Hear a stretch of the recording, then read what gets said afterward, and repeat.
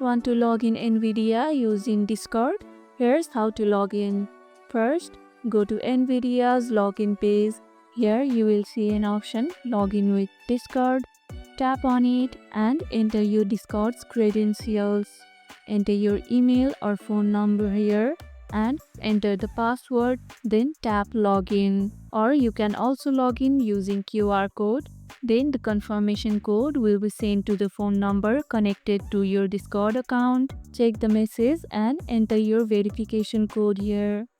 Now, Nvidia will ask for access to your Discord account.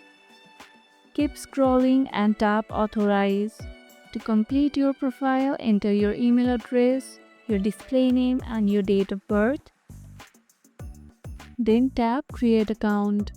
If login fails, ensure pop-ups are enabled and Discord permissions are granted. Do you use Nvidia for gaming or AI? Tell us below. And that's it, you are now logged in with Discord. If this video helped, hit the like button, share it, subscribe and leave a comment. Thanks for watching and I'll see you in the next one.